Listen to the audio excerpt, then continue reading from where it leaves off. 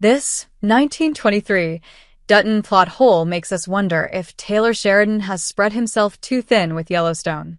There's no doubt that the Yellowstone universe has managed to expand into an Old West-sized empire over at Paramount. Combined with all the other TV projects that Taylor Sheridan is attached to, it's clear that the filmmaker has his hands full. But are they too full? It's been said before that Sheridan ought to return to making killer neo-westerns for the big screen. More than that, it's certainly been implied that the filmmaker is a bit too stretched out in terms of creating new content these days, but we're beginning to see this even more through various plot holes and dropped balls on some of his biggest television dramas, most recently, his Yellowstone prequel 1923. Yellowstone references an event that likely should have happened in 1923, but never occurred. When we compare what we see in 1923 to what was previously heard on Yellowstone, seeing the disconnect between them, we have to wonder if Sheridan let this detail slip his mind because he was too busy or because he simply forgot. While we should probably give him the benefit of the doubt and assume the latter, the truth is that the former likely still had something to do with it. But what are we talking about? Well, back in the Yellowstone Season 4 episode, Phantom Pain, we learn the only piece of information the original series gave us about John Dutton's, Kevin Costner, grandfather, Specner, Brandon Specner. Information that 1923 would quickly forget. Here, John warns Jimmy Herdstrom, Jefferson White, who got into a bad accident while pursuing rodeo, that he could have permanently injured himself. To emphasize the point, John recalls that his own grandfather got into a similar situation. "My grandfather lost a leg," John explained to the young ranch hand. "He said the worst pain was in the toes of the leg he didn't have anymore. They call it phantom pain." While John could be lying about this detail to scare Jimmy, that seems highly unlikely given the pride that John has in the previous Duttons that came before him. More likely, this was a very real detail about Spencer that was meant to be addressed in a future prequel. The trouble is, 1923 never brings it up. At the end of 1923's second season, we learn that Spencer and Alex's Julia Schlepfer son is John Dutton Jr., named after Spencer's deceased brother. It's here that it becomes clear that Costner's John is a direct descendant of Spencer's John. However, we never see Spencer lose any appendages in the series. In fact, being a World War I vet and all, the time to see one of Spencer's legs blown away comes and goes without a second thought.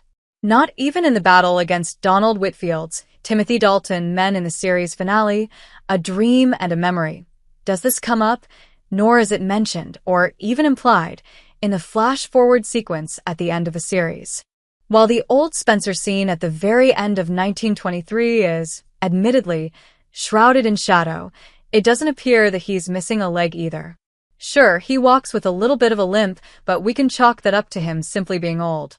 Again, given that this is one of the very few details that Yellowstone provides us with about Spencer before 1923 aired, it seems that Sheridan should have been able to recall this. Of course, it's not the only idea the show came up with that it later dropped. This isn't the only time Yellowstone has abandoned certain storylines. Over the years, there were plenty of Yellowstone plotlines, characters, and concepts that were simply abandoned by the show for no explainable reason. In the second episode, Kill the Messenger, Kayce, Luke Grimes, and his family discover dinosaur bones on their land, but nothing ever comes of it. We could have gotten a cool dragon teeth-inspired plotline where excavators wrestled with the broken rock people over how to proceed, but the story was entirely forgotten. You know who else was forgotten? Monica's Kelsey Aspil grandfather, Felix Long, Rudy Ramos. Although Kayce and Monica leave the res to move to the Dutton Ranch, that doesn't mean that Monica or Tate, Brecken Merrill, his only grandson, would have cut Felix out of their lives. Yes, the character came back for a few episodes following the first season, but never in a recurring or notable capacity. And that's not all either. Over the years, many fans have pointed out that there is still a bomb on the Beck brothers' airplane somewhere waiting to explode. While the villains, or someone, may have dismantled it, we see Kayce plant the thing, only for nothing to happen afterward.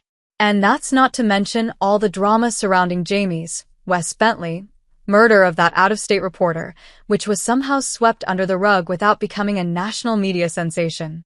In our age of true crime podcasts and armchair investigators, someone would have come up with a connection between them, right?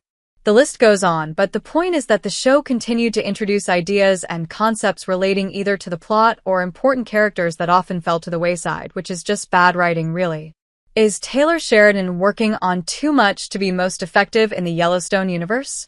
Given that this note about John's grandfather is basically all we know about Spencer before 1923, it's a terribly odd detail for Sheridan to forget about, especially since he made such a big deal about including it in a pivotal moment for Jimmy.